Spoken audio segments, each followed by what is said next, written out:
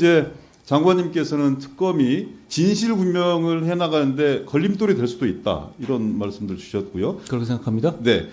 그런 일들이 정치권 내에서는 이루어지고 있는 거예요. 왜 이루어지냐면 검찰을 못 믿어서, 아니면 수사 속도가 더디어서 그런 측면들도 있는 것이지만, 국민들께서 어떤 정치적 계기를 통해, 사건을 통해서 그것은 반드시 특검을 통해서 해결해야겠구나라고 생각하면 특검이 현실화되는 거예요.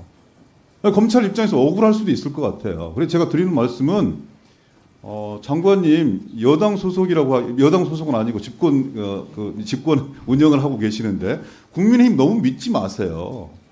정당이라고 하는 것은 국민적 요구와 필요가 있고 정치적으로 뭔가 이 계산이 있으면 과감하게 실행하는 집단들입니다. 저는 김건희 여사에 대한 특검법 역시 저는 마찬가지라고 생각해요. 이게 하나의 물꼬가 될 수밖에 없었던 것이거든요. 이 물꼬가 되어서 특검이나 검찰 수사에서 지금까지 나오지 못했던 이런 뭔가의 어떤 이 국민의 요구를 충족시킬 수 있는 이런 결과물들이 나오면 그걸로 끝나는 게 아니라 김건희 여사에 대한 특검 반드시 해야겠구나라고 넘어갑니다. 저는 그렇게 되면 그 순간에 지금 국민의힘 의원님께서 그런 생각들을 안 하고 계시겠지만, 그리고 또 50억 클럽에 대한 특검을 상정에 합의하고, 그리고 이후에 합의할지도 모르는 이유는 이 김건희 여사에 대한 공세를 차단하는 효과를, 정치 효과를 생각하고 계시는지도 모르겠지만, 일정한 시간이 지나면 그것도 거침없이 합의할 수 있는 이 집단이 저는 정당이고 국민의힘이라고 생각을 해요. 결론적으로 무슨 말씀을 드리려고 하냐면, 좌고우면 하지 말고 50억 클럽에 대한 수사라든지 국민적 관심사인 김건희 여사에 대한 특검 수사, 도이치모처 조작 사건에 대한 수사, 좌고우면 하지 말고 수사하라, 이런 말씀 드리는 겁니다.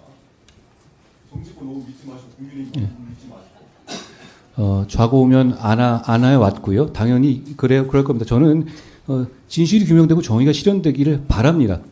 그런 차원에서 지금 이렇게까지 수사가 진행되고 정말 진짜 엄청난 숫자가 구속되고 기소되고 재판된 상황에서의 이런 특검 논의가 실제 그 정의가 실현되고 진실이 규명되는데 방해가 될 우려가 있다는 점을 제가 말씀드린 취지고요. 역시 그리고 위원님께서도 잘 아시지 않습니까? 국민들께서 저 설명을 제가 부족할지 모르겠습니다만 이 수사 절차에 대해서 이게 그렇게 하룻밤 사이에서 뚝딱 이런 식의 압수수색 영장이 받아들여지고 이런 대대적 압수수색이 되지 않을 것이라는 점 이해하실 거 아닙니까? 그리고 갑자기 이런 법사위 상정됐다고 해서 그럼 압수수색 영장의 집행을 미루거나 또 그런 것도 또 오히려 좌고무면하는 거 아니겠습니까? 검찰 입장에서는 자기가 가면서 충실하게 수사를 할 것이라는 말씀드리고요. 그리고 제가 초반에 말씀드렸다시피 국회 논의입니다. 국회 논의고 저는 물어보는 것에 대해서 의견을 드릴 뿐이라는 점을 말씀드립니다만, 다만 이 점은 있을 것 같습니다. 저도 당연하게 여기서 누굴 편들거나 그럴 생각 전혀 없습니다. 그렇게 되지 않더라고요. 제가 지금까지 오랫동안 이런 업무를 해보니까.